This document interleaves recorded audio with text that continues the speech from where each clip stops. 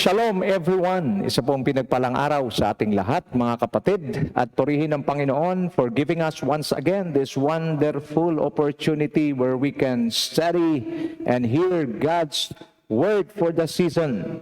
Napakahalaga ho ang ating mga natanggap at napakinggan ay ang mga napapanahong salita ng Diyos na siya nating kailangan sa araw-araw na pamumuhay. Kailangan po natin mga kapatid ang patuloy na pagtanggap ng tuloy-tuloy, na consistent na pagtanggap ng salita ng Diyos sapagkat naniniwala po tayo na ang bawat tao ay hindi lamang nabubuhay sa tinapay kundi sa bawat salitang namumutawi mula sa bibig ng ating Diyos na buhay. So purihin din ng Panginoon for our viewers na patuloy po, tuloy-tuloy na kahit po ngayon ay meron ng face-to-face pero kayo po ay naglaan ng panahon para makinig palagi sa ating discipleship training. Ito po ay ginaganap tuwing Martes at Huwebes, alas 8 po ng gabi. So maglaan po tayo ng panahon para po dito at ako po ay naniniwala na mayroon po tayong matatanggap na sariwang kapahayagan buhat po sa ating Panginoong Hesukristo. Welcome po natin ang ating mga tagapakinig mula po GMA, Luzon, Visayas, and Mindanao. Welcome po, lalo lang sa mga kapastoran. Kami po ay dumadalangin na kayo patuloy na pagpalain ng ating Panginoon. Ingatan po kayo kasama ang inyong pamilya at ang inyong mga kongregasyon na ipinagkatiwala sa inyo ng Panginoon. Dalangin namin na kayo patuloy na lumago sa karunungan at higit sa lahat sa kaalaman at sa biyaya ng Diyos para lalo pa natin makilala ang Panginoong Hesus sa pinakamalalim na paraan. And of course, sa lahat ng mga kapatid na nasa iba't ibang bansa sa buong mundo, di ko naman po kayo maisa-isa lahat, subalit nais ko lang pong magpasalamat din sa Panginoon sa patuloy na pagpapala na patuloy na ginawad ng Diyos sa inyo at sa inyong mga mahal sa buhay. Ingatan kayo ng Panginoon. Palagi po nating tandaan ang sinasabi ng Biblia, do not let this book of the law depart from your mouth. Meditate on it day and night so that you will be able to do everything written in it and your life will become prosperous and successful. Every blessing that we receive, that is in our hands right now, it comes from God.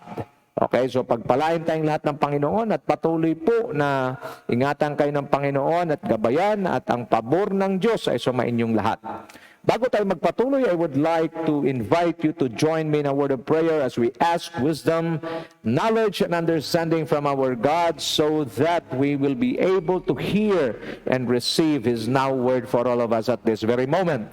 Father God, we thank you once again for giving us this wonderful privilege where we can hear your word, and I pray for your divine wisdom, knowledge, and understanding, that you will speak to us in a very powerful way. And Lord Jesus, we pray for your divine intervention. Continue, Father God, to intervene between you and your people, Lord God, especially, Lord, the grace to govern and the power to prevail will be released upon us. The now word of God that will going to empower and establish our faith in order for us to walk according to your will and according to your words. I also pray, Lord God, those who are sick right now physically, I pray for God's divine healing to flow over your bodies right now. In the name of Jesus, we come against the spirit of cancer, the spirit of TB, tuberculosis. We come against the spirit of allergies in the name of Jesus, and even we come against spirit of thyroid, may mga thyroid po, i-bless kayo ng Panginoon, pagalingin kayo ng Diyos at lahat ng klase ng karamdaman sa inyong katawan, inutusan namin na umalis sa pangalan ng Panginoong Jesus, and I command healing to be upon your body right now in the name of Jesus. And Lord, I pray for your divine provision to all your sons and daughters who are in need at this very moment. In the name of Jesus, Lord, let your blessings flow like a mighty river in the lives of your people. And Lord, you said in your word, the earth is the Lord's and the fullness thereof. Therefore, Father God, we are ears of God and co-ears of Christ, and we are entitled to receive the best things from you because we're your sons and daughters. But Lord, Help us to pursue Christ's likeness, to live in righteousness and holiness, so that our lives will be pleasing before you, and it will give us the authority, Father God, to receive the best from you. Lord, from the beginning until the end of our study, continue to speak to us in a very powerful way. And I pray, Father God, that you will empower our spirit today, establish our faith in order for us to win the battle that is ahead of us. We thank you and we bless you. I pray that the Lord will bless the works of your hands wherever you are. Those who are doing business, the Lord will continue to release His favor upon you. In the name of Jesus, this is our prayer. Amen and amen and amen. Palapakan natin ang Panginoon. Glory to God. Purihin po ang Panginoon. Welcome po muli sa ating discipleship training na ginaganap tuwing Martes at Huwebes. At kami po'y umaasa ang layunin po ng discipleship training na ito ay patuloy po kayong bahaginan ng mga sariwang kapahayagan mula po sa salita ng Diyos. At naniniwala kami, the more we receive God's Word, the more we have the increase in our spirit. We increase power, anointing, sensitivity to the leading of God, Holy Spirit. The more God's Word we have, the more strength we have in the Spirit. And the Bible says, not by might nor by power, but by my Spirit, says the Lord. So it is very, very important. So sa mga kabubukas pa lamang ng kanilang Facebook, live rin po tayo ngayon sa YouTube. Please do us a favor to share this message to your friends in order for them to receive the now Word of God that they need in this very season of our lives. Maraming salamat po muli at tayo po ay magkapatuloy sa ating pag-aaral, Winning the Battle from the Inside Out. And we are in the subtopic, the biblical prescriptions on how to defeat the flesh. Up to this very moment, alam ko po sa lahat po ng mga masugid na sumusubaybay, nakikinig sa atin, we have different struggles in the area of the flesh. Just like Apostle Paul in Romans chapter 7, which says that he has a struggle against his flesh. Paul said in the book of Romans, ang gusto niyang gawin, hindi niya magawa. At yung ayaw niyang gawin, yun ang kanyang nagagawa. Ipinapakita lamang ng Apostol Pablo na kahit siya po ay lingkod ng Diyos, kahit siya po ay sumusunod sa salita ng Diyos, the flesh or the struggle in the flesh is real. Because the flesh, a truth that we should know, the title of our message tonight is No Confidence in the Flesh. Why? Because the flesh and the spirit are always in contrary with each other. So kailanman you cannot rely on the flesh. That is why the Bible says, God said in His Word, not by might, nor by power pertaining to the flesh, the power, the might, but by my Spirit, says the Lord. So the only way for a person, especially believers, to overcome the flesh is using spiritual ways and spiritual principles, biblical principles, in order for him to defeat the desires of the flesh. Because kung mag-rely tayo sa ating laman, kailanman mga kapatid, ang laman ho, pabago-bago. Pwedeng sumusunod sa Diyos ngayon kasi maganda ang kalalagayan. Pero sa oras na mayroon na itong struggle, hindi na po ito susunod sa Panginoon. Bagkos palaging kontra. Galatians 5:16-17. So both flesh and the spirit will take a person in different destiny. Depends on our choices and decisions. So pinag-usapan natin noong nakaraan in Romans 8:6, the mind governed with the flesh is death, but the mind governed by the Spirit is life and peace. So pinakita po sa atin dito ang kaibahan kung patuloy po tayong mabuhay sa gabay ng laman o sa ating pamumuhay sa pangunguna ng laman, dadalhin po tayo nito sa kamatayan. Ibig sabihin, we will never enjoy our relationship with God. Rather, instead of receiving blessings, we will be receiving the consequences of the flesh lawlessness, or going against what the Word of God says. But if we will allow the Spirit of God to lead us, the Bible says that the mind governed by the Spirit, pag sabing governed, being led, being guided by the Spirit of God, capital S, which pertains to the Holy Spirit, it will lead you to life and peace. which is, yun po ang ating inaasam-asam. So your decision, your choice will always determines your destiny. So ngayong gabi, ang pagpili ay nasa sa atin. But again, it's not a one-time, big-time thing. It's not, by the way, transformation is not an overnight thing. So it is a process, gradual yung iba, depende ho sa desisyon at pagpili na yung ginamit. Kung ang iyo pong pinili, ang iyo pong desisyon ay nagsasabing, I want to stop this mess, I want to stop this sinful act, sinful habit, sinful character, then mas mapapabilis ang iyong paghakbang papunta sa iyong breakthrough. But if you keep on coming back, nag-repent, repeat, wala nang repent. Why? Because if we will allow the flesh will really lead a person to death or destruction. That is why walking with the Spirit is not an overnight thing, transformation. Huwag po kayong madismaya at huwag po kayong mawalan ng loob. Kasi, Pastor, ako po'y nag-repent na kahapon, nabalik na naman ako ngayon. Sige lang ho, tuloy-tuloy lang ho. Kasi hindi naman natin kontrolado ang buhay. Hindi natin kontrolado ang sitwasyon. Pero ang mahalaga, ipinapakita natin sa Panginoon, Lord, nagdesisyon na ho ako. Lord, pinili ko pong sundin kita, pero may mga pangyayari pong ganito that beyond my control, then that's the time God will intervene. Ipakita lamang natin sa Diyos na tayo sincere, pakita natin sa Diyos na tayo seryoso, na pinilit nagdesisyon na tayo, and God will empower us. God will release His grace. By the way, one of the accurate meaning of grace, it is God's empowerment. It is God's divine empowerment that is at work in our lives in order for us to surpass our natural ability.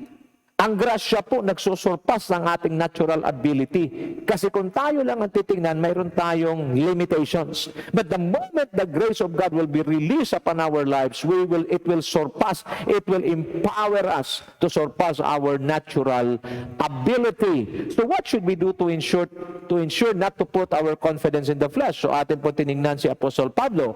Paul's aim is to know Christ in Philippians 3. Because to know Christ is to be connected to God. Letter B, to know Christ is to possess eternal life. When you speak about eternal life, pinag-aralan natin nakaraan, that it is an indestructible life. Buhay na indestructible, hindi kayong sirain, hindi kayong pigilin.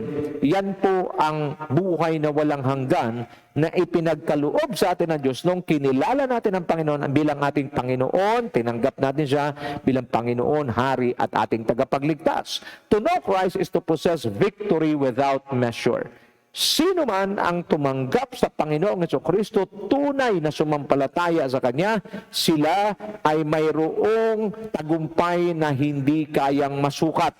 Ano man ang pagdadaanan natin, we are more than conquerors through Christ Jesus. And I love to read this part of the Bible in Romans 8:38 to 39. It says, "For I am convinced that neither death nor life, neither angels nor demons, neither the present nor the future, nor any powers, neither height nor depth, nor anything else in all creation will be able to separate us from the love of God that is in Christ Jesus our Lord." So ang pag-ibig ng Diyos na nakay Kristo na siyang ibinigay sa atin, ito po ang nagsisilbing angkla natin para wag tayong matangay at wag tayong madaya ng kaaway. Anumang pagsubok, tandaan natin, binigay na sa atin ng Diyos ang tagumpay na walang sukat, at ito ang ating masasabi sa lahat ng bagay na ating kakaharapin. Tayo'y higit sa mananagumpay sa pamamagitan ng ating Panginoong Hesukristo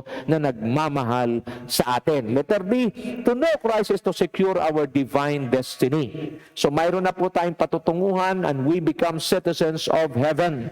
That is why when the moment we leave this earth, and everybody will leave this earth because we only have a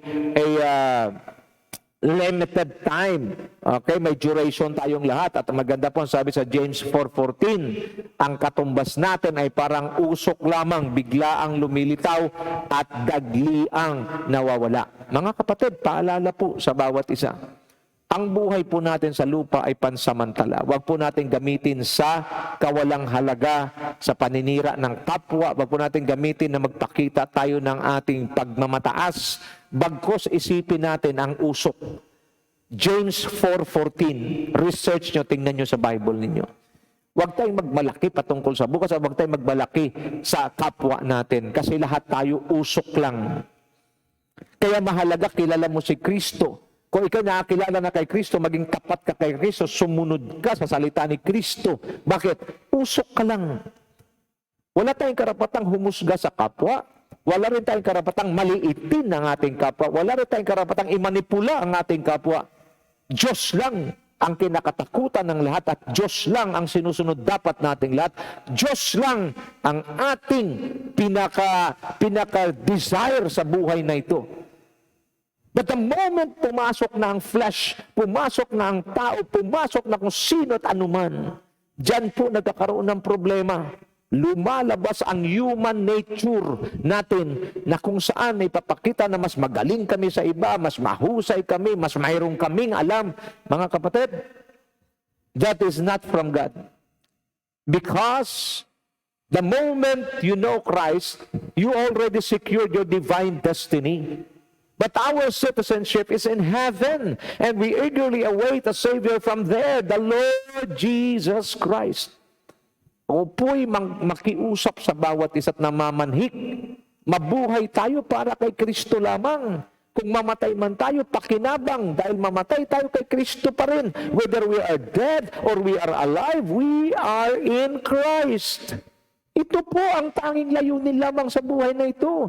Ang yumaman, magkamal ng maraming salapi, magkamal ng maraming lupain, maraming mga properties, mabuti yan.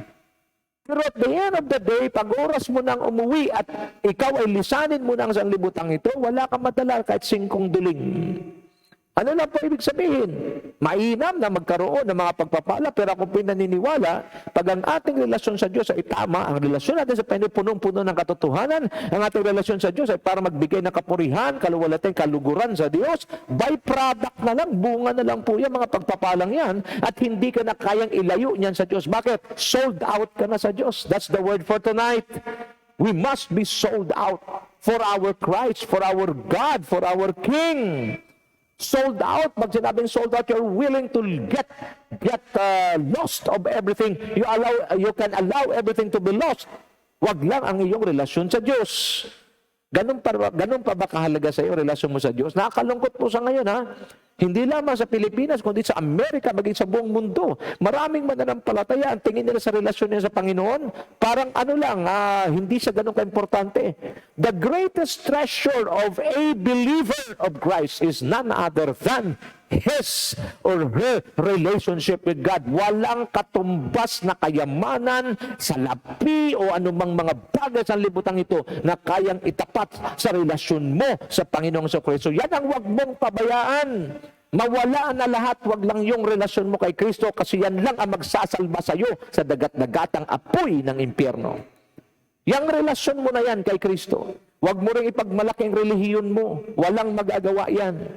Dahil ang tatanggapin lamang ng Diyos pagdating sa langit ay may mga relasyong totoo, buhay, sumusunod kay Kristo. Letter E, to know Christ is to spare us from the judgment of God. See, if you have a relationship with Christ, you will not be judged anymore. Therefore, there is therefore now no condemnation to those who are in Christ Jesus, who do not walk according to the flesh, but according to the Spirit. Ang tunay na mananampalataya ni Kristo, hindi lumalakad sa laman. Bagkus siya lumalakad sa gabay ng Espiritu. And the moment you walk according to the Spirit, you are pursuing Christ's likeness and you are living in true holiness and righteousness. Anything that is not in accordance with the holiness and righteousness of God and not pursuing Christ's likeness, forgive me, but this is the truth, it is not from God. Anything. That is why we must be a Christ-centered church. Palagi yung sinasabi, a Christ-centered church preach a Christ-centered message. And a Christ-centered message is being preached by a Christ-centered pastor to a Christ-centered congregation. Mga kapatid, it's all about Jesus Christ, our Lord and King. Not to any person, not to any group, not to any denomination. It's all about Jesus. J-E-S-U-S. Jesus. Period. Pag mayroon pang iba, bukod kay Kristo, hindi na galing sa Diyos yan. Ano man ang i-introduce ng isang church, ano man ang i-introduce ng isang minister, lahat ng yan nagpo-point towards Christ. Pag hindi si Kristo ang pinupunto at hindi si Kristo ang tinutukoy sa pinipresent, gaano man kaganda yan, gaano man ka-workable yan, gaano man ka-epektibo yan, pag hindi yan nakatumbok at hindi yan nakapoint, hindi yan nagdadala papunta kay Kristo, hindi galing sa Diyos yan. Mainam na ayusin natin at linawin ang ating pag-aaral sa gabing ito. Letter F, to know Christ made us heir of God and co-heirs of Christ. Tagapagmana tayo ng Diyos, kaya nga, know your identity in Christ. Believers of the living God, wake up! Blessed ka! Blessed na blessed. You are super blessed. You are highly favored. You are living under an open heaven because you are a son and you are a daughter of the living God. Ito ang na-miss ng marami, hindi alam. My people perish because of lack of knowledge. Preachers of the word, ang sabi ng Bible, because you, priest of the living God, rejected knowledge, and I will reject you. Sa mga kapwa ko, pastor, na nakikinig ngayon, patuloy nating saliksikin ang salita ng Diyos. Ituro natin sa mga tao kung ano talaga ang kanilang tunay na kalalagayan. Ang sino mang sumampalataya kay Kristo ay binigyan ng Diyos ng karapatang maging anak ng Diyos at siya ngayon ay may karapatan ng tumawag sa Panginoong Diyos na may-ari ng langit at lupa ng Abba, Father. When you speak about Abba, it means source. A person who has a relationship with Christ is now connected back, reconnected to the source. And God is the source. And the moment you are connected to the source, then you will never run out of supply. Bakit marami ang nag-run out ng supply? Bakit marami higahos? Bakit maraming kapos? Bakit marami struggle? Because of sin. You want me to name some? Not reading your Bible. Not praying regularly. Not having intimacy with God. Not being faithful to the works of God. Kayong may mga ministry, pinapabayaan nyo lang ministry nyo, hindi sinaseryoso, yan ang sisingilin ng Diyos sa inyo pagharap nyo sa judgment. Dapat excited kayo sa ministry. Bakit? Ang daming gusto maglingkod sa hari ng mga hari, Panginoon ng mga Panginoon. Kayo ang napagbigyan. Kayo naman ay nadaya ni Satanas. Hindi nyo binibigyan ito ng halaga. Sa inyo, makarating kayo, hindi okay lang sa inyo. Shame on you. You are not worthy to serve the King of Kings. At lagi ang tandaan, walang indispensable sa Diyos. Gaano ka man kahusay, gaano ka ka-anointed, if you are not committed to your calling, you are not committed to the ministry that the Lord had given you, He can change you anytime. Even if you are the most anointed in your church, kaya kang palitan ng Diyos. Kasi hindi ang Diyos naghahanap ng magaling, naghahanap ang Diyos sa mga committed sa Kanyang gawain. Anong sa-isay na magaling kung hindi naman committed? Kayo mga naglilingkod na sa Panginoon, tayo naman naglilingkod sa Diyos. Lalo nating husayan, lalo nating mahalin ang ating paglilingkod sa Panginoon. Ang daming gustong maglingkod sa Diyos. Pero hindi ho napagbigyan, ikaw ang nakalagay dyan. Pagkatapos hindi ka magseryoso, hindi mo mahalin yan, hindi mo tinitreasure yan. Pag tinanggal ka dyan ng Diyos, hindi ko alam kung saan kangkungan ka pupulutin. You know, the message tonight is very clear. It's very strong. Alam niyo, pag paulit-ulit na ho ang pangangaral sa salita ng Panginoon, hindi pa rin nagbagong isang tao. Kailangan niya na matalas, their sharp, offending, strong messages that will knock his head down para niya ma-realize kung ano ang sinayang niya. Sa mga naglilingkod sa Panginoon na hindi ho committed, sa mga naglilingkod sa Panginoon, hindi nyo tinitreasure ang iyong assignment sa Diyos, you are destroying yourself, not the ministry. And the moment yan ay kunin na sa inyo ng Diyos at ibigay doon sa faithful, pati yung natitira mong kapiranggot na kayamanan mo, kung ano man tawag mo dyan, kukunin pa yan ng Diyos sa iyo. Bakit? You are not responsible. Instead, you are an irresponsible worker in the kingdom. Mga kapatid, ito na yung takdang panahon. Ginawa ka ng Diyos tagapagmana eh. Yung iba nakakalungkot, nakakaawa. Bakit hindi nila pinapahalagan yung kanilang gawain na binigay sa kanila ng Diyos? Akala nyo, simple lang yan ha. Time will come, you will face God. Time will come, you will give an account before God. Isa ho ang magpapatulo at magpapapatak ng luha ng marami sa araw na paghukom. Ano ito? Regrets, panghihinayang. Bakit? Hindi natin inayos nung tayo nasa lupa pa, nasa mundo pa, binigyan tayo ng Diyos ng lahat ng oportunidad. Katulad mo ngayon, binigyan ka ng oportunidad makinig. Pero iba pa ang ginagawa mo, walang kabuluhan, walang kwenta, basura galing sa mundong ito. Magalit kayo kung magalit. Ano man ang tingin nyo sa pangangaral na ito, I'm just preaching the word and you can search my message. There is a biblical references on this. Why? Because there are people in the last days will be hard-headed.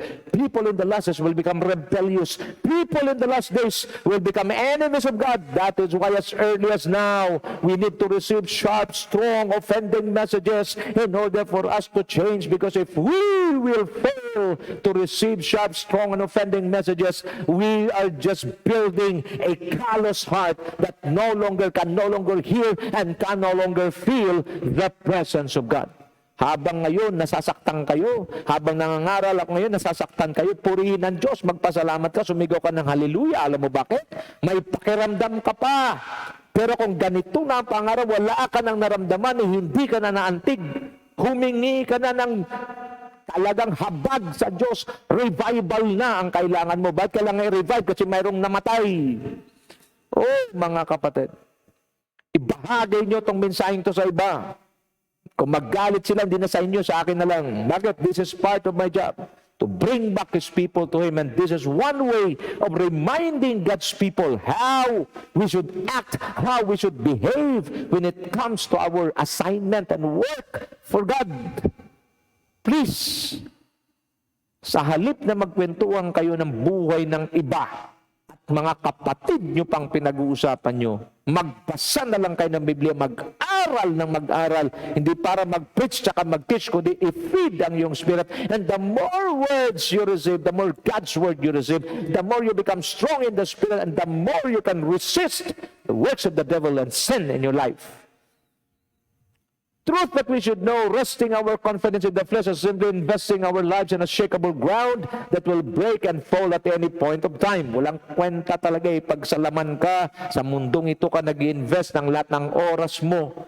Pasikat, ano pa, pagkamal, okay, pagtanggap ng kung ano-ano mga bagay sa libutan. Ulitin ko, I have nothing against it. It is God's will and God's plan. But more than your fame, more than your wealth, more than anything that you receive from this world, we must receive the commendation from God. We must receive the presence of God. We must receive the blessings from God. More than anything that the world could offer. But resting our confidence in God and His Word is just like establishing our lives in an unshakable ground. No matter what storms and testings in life will come, we will remain standing and proclaiming that we are more than conquerors through Him who loved us, through Christ who loved us. Mga kapatid, walang kalugi-lugi at walang katalo-talo ang isang taong tapat na naglilingkod kay Kristo. Hindi siya na-impluwensyahan ng sinumang tao, hindi siya na-impluwensyahan ng sinumang grupo, hindi siya na-impluwensyahan kung sinumang organisasyon. Ang kanyang influence ay walang iba kundi ang kaisa-isa makapangyarihang salita ng Diyos. Yan po ang kanyang influence. Now, Paul's principles on how to defeat the flesh. In Philippians chapter 3, let me read to you, it says, okay, that Paul has Paul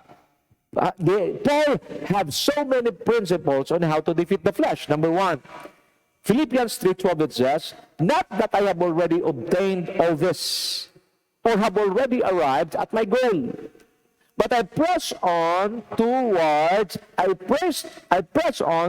take hold of that for which Christ Jesus took hold of me. Number one, if you want to defeat the flesh, you must be consistent. There should be consistency in what? Consistency on pursuing Christ likeness. In 1 John 2:6, New Living Translation, it says, those who say they live in God should live their lives as Jesus did. Sa mga nagsasabi na sila ay nasa Diyos, nasa panig ng Diyos, dapat silang mabuhay katulad ng pamumuhay ng Panginoong Jesus. Period. The ultimate destiny of every believer of Christ is to pursue Christ's likeness, to be conformed in the image of Christ, period, na napakalaki. Walang pakialam ang Diyos, gaano ka kahusay, gaano ka strategic, gaano ka galing magturo, gaano ka galing mag-preach. God doesn't care. What is after for in a life of a believer is a Christ-like life. His life is only centered in Christ. His life only revolved in Christ. Period, na napakalaki. Mga kapatid, this is what the churches today in the whole world missed. Kung mayroon mang nakakuha, kukunting porsyento.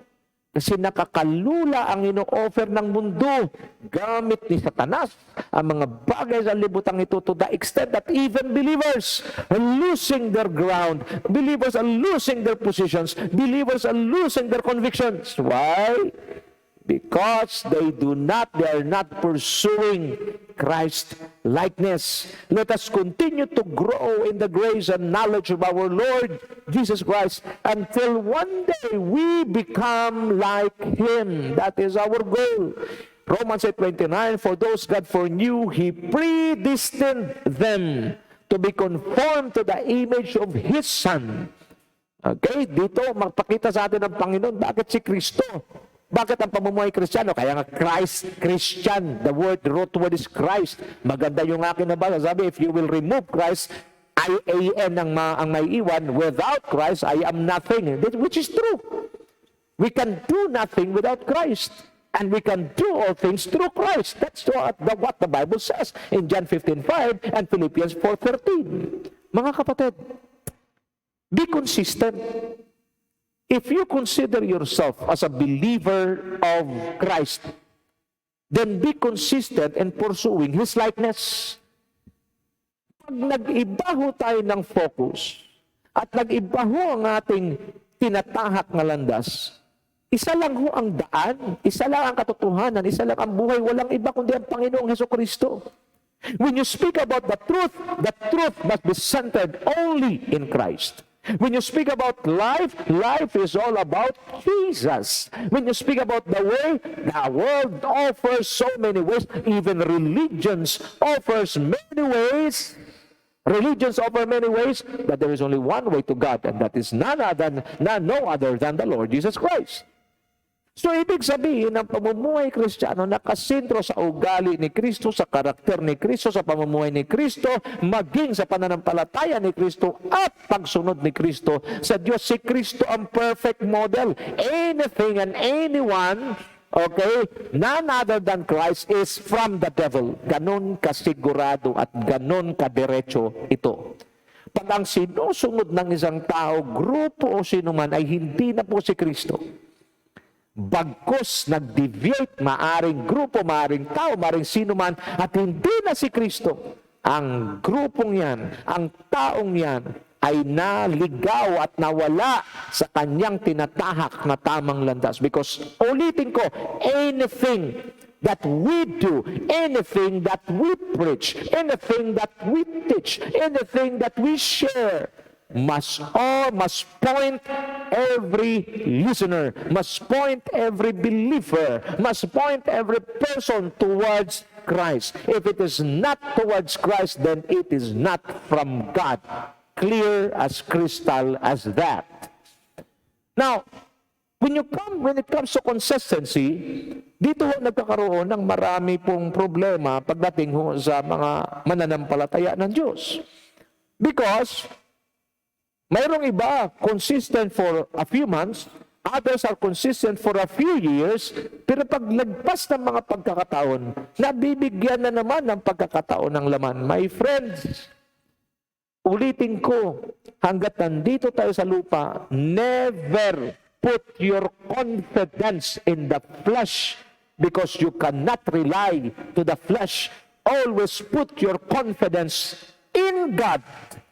Because God is reliable, God is stable, God is capable, and God is faithful. And He will never allow us to be deceived by the devil, and God will never allow us to fall into the trap of the enemy. There's a warning.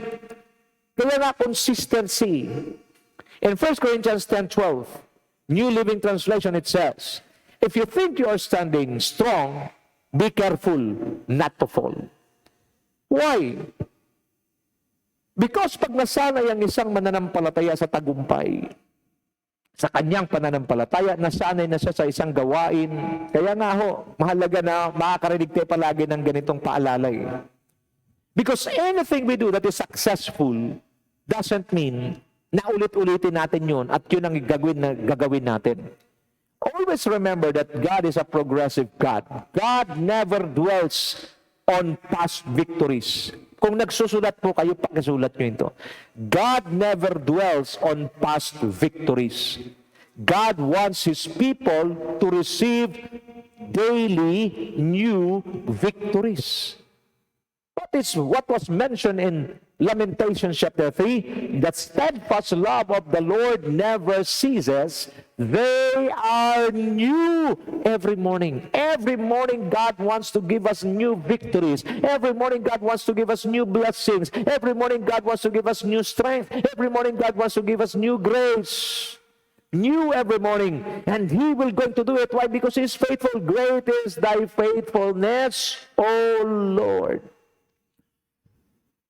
So if you are experiencing victories, if you are experiencing blessings, if you are experiencing best things from God, then be careful not to fall. Where? To the trap of the enemy. Because the enemy will do anything and everything just to trap you, for you to fall. At nakakalungkot na marami, nahuhulog ho sila. Hindi naman ho sa masama, nahuhulog sila sa mabuti. Ano pa ibig sabihin? Ang umattend sa church, mabuti. Pero pag-attend mo sa church, nag-cellphone ka lang, pag-attend mo sa church, hindi ka excited, nag-attend ka sa church, hindi ka faithful sa tithes and offerings mo, pag-attend mo sa church, hindi ka naman tunay na sumasamba, good ang ginagawa mo, pero unacceptable before God. Watch me now. The devil is hiding behind good intentions, behind good things. Good na pumunta sa church, pero pag ang puso mo wala dun sa church, ang puso mo wala sa Lord, useless. Are you getting the point now? Hindi ang demonyo gagamit ngayon na mga bagay na obvious na talagang ikaw ay ihulog sa kanyang trap para magkasala. No. Ang gagamitin ni Satanas yung mga mabubuting bagay na ginagawa natin, na gagawin na lang natin, not out of love for God, but out of our obligation and out of religiosity. So note, avoid assumptions. Be sober and vigilant at all times. Always build yourself strong in the faith with Christ and His Word. Dalawang bagay po ang paalala po sa atin ng Diyos ngayong gabi. Patibayin natin ang ating relasyon sa Diyos at mabuhay tayong katulad ng Panginoong Jesus, lumakad sa totoong katuwiran, totoong kabanalan. Pangalawa, ating patibayin at gawing pundasyon ang salita ng Diyos sa ating buhay. Whether people will like us or not, we do not care. As long as we are pleasing God, as long as we are exalting the name of God, malalaman nyo ito pag kayo po'y gumagawa at sumusunod na at nabuhay na katulad ni Kristo. Mapapansin nyo yung mga dati nyong kaibigan na gumagawa po ng hindi tama at kalukuhan, sila po'y unti-unting aalis sa iyo. Malinaw lang ho yan, that they are now departing away from you because they can no longer resist the life of God that is shining and manifesting in your life. 1 Peter 5:7-10, it says, cast all your anxieties on Him because He cares for you. Be alert and of sober mind. Your enemy, the devil, prowls around like a roaring lion, looking for someone to devour. Resist him, standing firm in the faith, because you know that the family of believers throughout the world is undergoing the same kind of sufferings. And the God of all grace, who called you to his eternal glory in Christ, after you have suffered a little while, will himself restore you and make you strong, firm, and steadfast. Praise the Lord. Are you suffering right now? Do you have concerns in life? Do you have anxieties in life? The Bible says, cast all your cares on Him because He cares for you. Mahal po tayo ng Diyos. Ipasa mo sa Diyos ang iyong kabigatan. Ibigay mo sa Diyos ang iyong kabigatan. Ibigay mo sa Diyos ang iyong pag-aalala sa iyong karamdaman. Ibigay mo sa Diyos ang pag-aalala sa mga bagay na hindi mo naman talaga magawa ng solusyon. What is impossible to man is possible with God. Why not give God those impossible situations so that you will be released from anxieties and you will receive the peace of God? But always remember that the devil is like a roaring lion, prowls like a roaring lion, looking for someone to devour. So always be alert, be sober mind. Palagi nating bantayan ang ating iniisip, palagi nating bantayan ang ating kinikilos, ang ating sinasabi. Why? Kasi ang demonyo, nag-aabang lang siya. Anong gagawin mo? Resist him. Pag sinasabing resist, you're rebuking him not to come to you. Standing firm in the faith. We are more than conquerors in Christ Jesus because you know that the family of believers throughout the world is undergoing the same kind of sufferings. Kung sa tingin niyo po, kapatid, nakikinig kayo ngayon, marami kayong problema, marami pinagdadaanan, hindi po kayo nag-iisa. Ang sabi ng Biblia, you know that the family of believers throughout the world. Baka ang iyong sinasabi na mabigat mong problema, kumpara sa mayroong mga problema ngayon na naghihingalo na. Problema ngayon na mas matindi. Mayroon pong mas matinding problema ang iba. Kung sa palagay mo, mabigat ang problema mo, nais ko sabihin sa'yo, mayroon pang mas mabigat na dinadala ang iba kaysa sa'yo. Hindi lang ng Diyos, lagi tandaan, sabi ng Bible, walang pagsubok na pinahintulot sa iyo ang Diyos na hindi mo kaya, at kung meron man mabigat na pagsubok, ang Diyos ay tapat na gagawa ng paraan para ikaw ay pagtagumpayin sa pagsubok na iyong pinagdadaanan. Ano pang masasabi natin? Anything, any challenges, any trials that we're going through, God is faithful and He will not allow us to go through trials beyond our capacity. Alam ng Diyos ang kapasidad mo. All you need to do is to trust God. All you need to do is to believe in God. And all you need to do is to obey God. If you're doing these things, get ready because the Lord will manifest His power and the Lord will fix your situations. The Lord will release the blessings beyond your comprehensions. This is our God. Palakpakan natin ang Panginoon. Glory to God. And the God of all grace, God is the God of all grace. Ano ulit ang grace? Grace is God's divine empowerment to give us ability to go beyond our natural ability. Okay? And the God of all grace who called you to His eternal glory, glory in Christ, after you have suffered a little while, will Himself restore you. Mayroong restoration. Nang hina ka, palalakasin ka, may karamdaman ka, pagpagalingin ka, restoration nga eh. Dati kang may blessing na wala mga blessing mo dahil napabayaan mo, gumawa ka ng hindi tama sa mga, i-restore ka ng Diyos kung handa ka. Sumampalataya at handa ka na sumunod sa Panginoon. Nagkaunawaan po tayo. Ang sabi rito, will restore you and make you strong, firm, and steadfast. My friends, pangako ng Diyos ito at ang Diyos hindi po nangangako ng hindi niya kayang gawin. Letter B, anong gagawin natin? Una, consistency in pursuing Christ likeness. Letter B, focus. Fix your heart, thoughts, and eyes on Christ alone. Nilagyan ko po ito ng very clear. Fix your heart, thoughts, and eyes on Christ alone. Kay Kristo lang. Kaya nga, Christ-centered church always preach a Christ-centered message. A Christ-centered message is preached by a Christ-centered pastor to a Christ-centered congregation. Malalaman mo ng simbahan na pinapuntahan mo ay tama, biblical at hindi maliligaw ng kaaway pagdating sa last days. kung ang kanyang tinataas ay walang iba kundi si Heso Kristo lamang. Walang sino man nakatabi si Heso Kristo kasi isa lang ang katanggap-tanggap sa mata ng Ama at isa lang ang sinabihan niyang, I am well pleased. This is my beloved Son, in whom I am well pleased. In order for us to become pleasing before God, we should live like His Son, Jesus Christ. And how we can do that? We must be focused on Him. We must fix our heart. We must fix our thoughts. And we must fix our eyes on Christ alone. Wala po kayong makita sa Bible na si Kristo po'y nanira ng kapwa. Wala po kayong makita sa Bible na si Kristo po'y nag-uusap ng kanyang mga disipulo at pinag-uusapan ng buhay ng may buhay.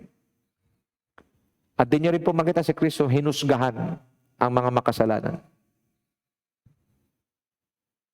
Ang babaeng nahuli sa pangangalo niya, hindi ng Lord hinusgahan, binigyan ng pagkakataon, pero may sinabi siya, go and sin no more. What's the point? God is a God of second chances. God is a God of second chances. If you mess up, come to God. Because God is able to restore you. God is able to, to mold you once again. Parang ko sinasabi, God is able to restore broken pieces into a wonderful masterpiece. Durog ka, huwag ka mag-alala, kaya kang buuhin ng Diyos. Nanghina ka, huwag ka mag-alala, kaya kang palakasin ng Diyos. May karamdaman ka, huwag ka mag-alala, kaya kang pagalingin ng Diyos. Ito ang Diyos na ating sinasamba. Pero kailangan focus ka. Pag sinasabi focus, you fix your heart, your eyes, your thoughts on Christ alone. Philippians 3:12, it says, brothers and sisters, I do not consider myself yet to have taken hold of it. But one thing I do, believers of Christ, take notes sa inyong screen, kulay red, but one thing I do, forgetting what is behind and straining toward what is ahead. Friends, I remembered Martha and Mary. Mary was so busy. She was so busy doing the house chores. Masama? Hindi. Mabuti nga eh. Tandaan niyo, demonyo nagtatago sa mga mabubuting intensyon, mabubuting ginagawa. But when Mary got tired, she was fed up. Ininterrupt niya ang Panginoon sa pangangaral. Ang sabi niya, Lord, pwede ba utusan mo na may kapatid ko? Hirap na hirap ako dito. Sumagot ang Diyos, Martha, masyado kang abala. Samantalang si Maria nakaupo kanina pa sa aking upuan, pinaparaphrase ko na lang, pero yun ang ibig sabihin ng Panginoon. At ginawa niya ang tama. In fact, isa lang ang dapat gawin. Makinig, lahat naman nananampalataya, isa lang ang dapat gawin. Isa lang ang dapat gawin. At yun ang ginawa ni Maria. Anong ginawa ni Maria? Umupo sa paanan ng Panginoong Yesus at nakinig ng kanyang sariwang salita. At ang sabi ni Kristo at ang kanyang tinanggap kailanman ay hindi kukunin sa kanya. Mga kapatid, ito ang tanging dahilan kung bakit ikaw at ako ay tinawag, pinili ng Panginoon para maging mananampalataya upang mabuhay katulad ng Panginoong Jesus, upang patuloy at consistent na nabubuhay katulad niya, pursuing Christ's likeness in through holiness and righteousness, mag-focus, i-fix ang ating puso, ang ating isipan, ang ating mga mata kay Heso Kristo lamang, wala ng iba. Umupo sa kanyang presensya, magkaroon ng intimacy sa Diyos. Colossians 3:1 and 2, it says, since then you have been raised with Christ.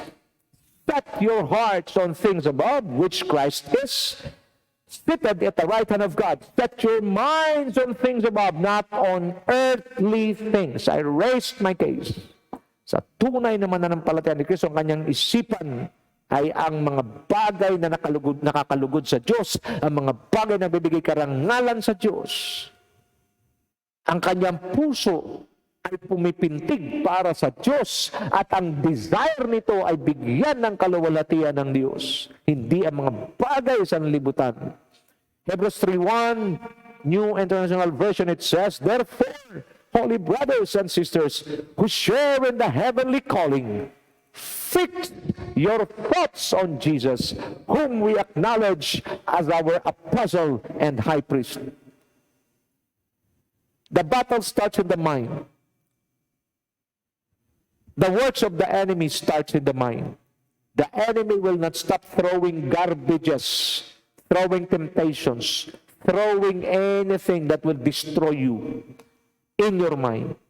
But the moment you fix your thoughts on Jesus, no matter what garbage or garbages the devil will throw at your mind, you will never pay attention to it. Why? Because your mind is already fixed on Jesus Christ, our Lord and King. Hebrews 12:1 and 2, when it comes to fixing our eyes, therefore, we are surrounded, since we are surrounded by such a great cloud of witnesses, let us throw off everything that hinders and the sin that so easily entangles.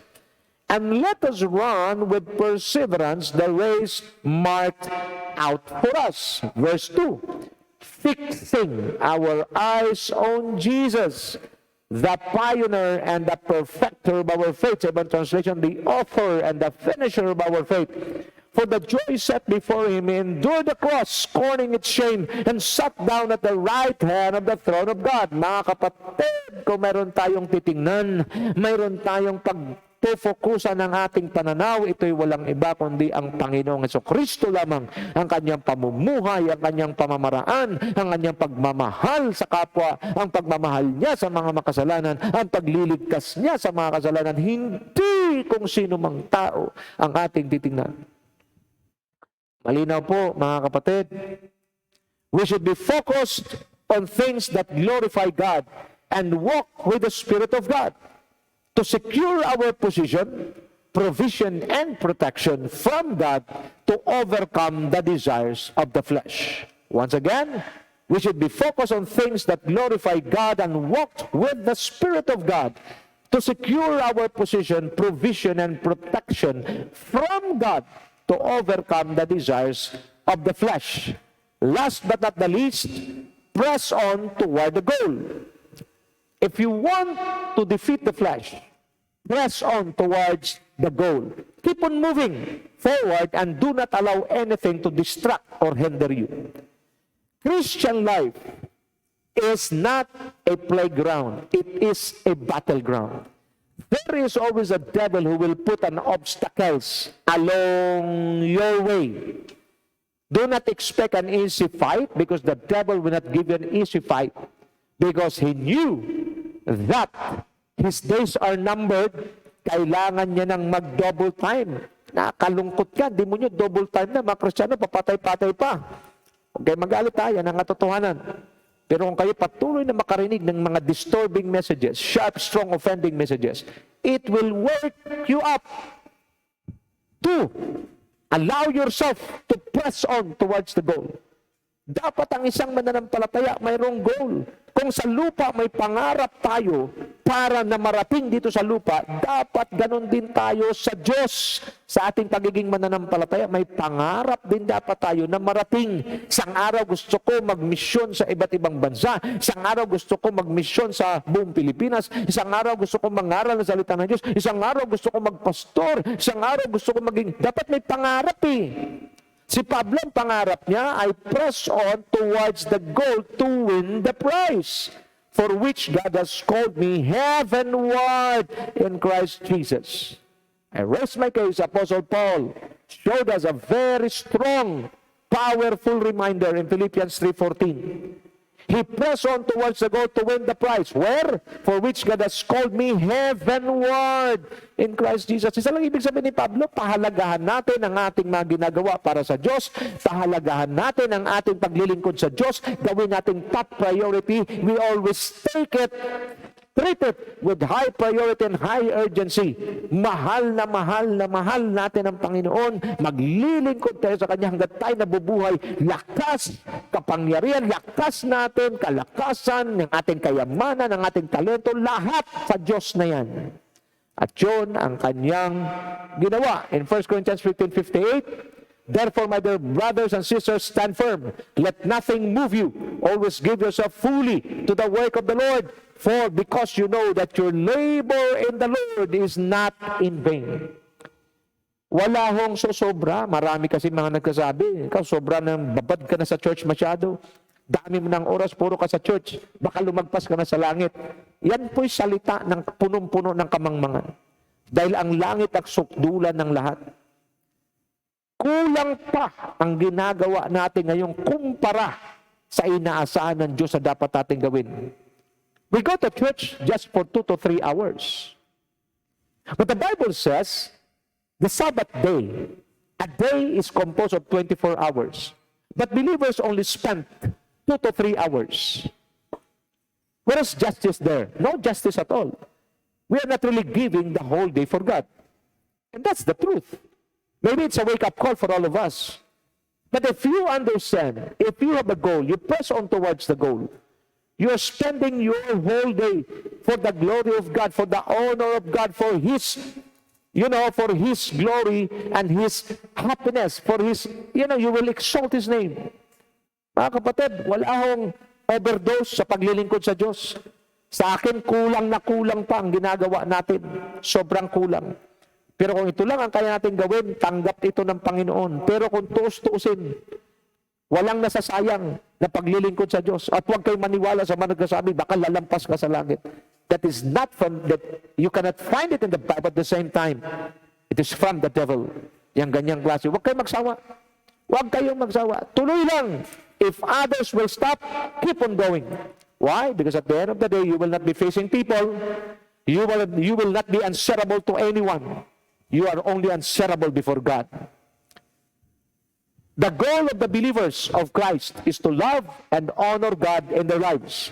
We should know and certain about the reason of our existence, and that is to live for His cause. Nothing more, nothing less. The reason of our existence is to live for God's cause. The ultimate desire of a believer in Christ is God and God alone. Whether it is in heaven or on earth, purihin ang Panginoon. In Psalm 79 verse 25, it says, "Whom have I in heaven but you? And there is nothing on earth that I desire besides you." This is the word of the Lord, mga kapatid, para sa atin. Wala, pag tayo mapunta sa langit, wala tayong ibang dinidesire kundi ang Diyos. At pagdating naman sa lupa, wala tayong itinatabi sa Diyos kasi siya lang ang pinakamamahal natin at siya lang ang pinakamahalaga sa atin at siya lang ang pinakapiнаglilingkuran natin at walang pwedeng itabi sa Kanya dahil walang katumbas, kapantay, walang kapantay ang Diyos na buhay. Pagpalain tayong lahat ng Panginoon at sumainyo ang masaganang biyaya at pagpapala ng Diyos at patuloy kayong lumago sa pagkakilala sa Kanya. Continue loving God and continue loving people. Save the lost. Share the gospel to them, and may your table will never run out of food. It will have abundant food so that you can share it with others. Wherever you go, the Lord be with you. Whatever you do, the Lord will bless all the works of your hands. And may God open the heavens for you and your whole family. Be blessed and receive the favor of the Lord. This is my prayer in the almighty name of Jesus Christ, our Lord and King. And the blessed people of God declare, Amen and Amen and Amen. Have a good and godly day. Shalom.